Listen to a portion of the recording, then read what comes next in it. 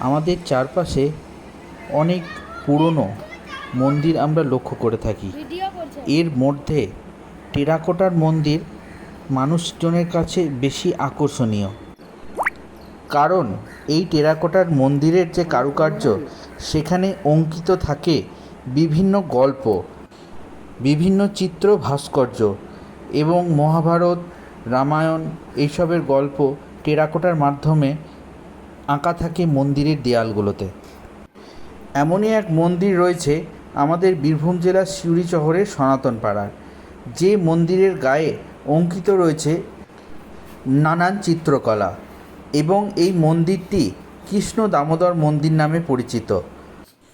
বর্তমানে এই মন্দিরটি খুব যত্ন সহকারে রক্ষণাবেক্ষণ করা হয়েছে। আপনারা এসে এই মন্দিরটির দর্শন করতে পারেন।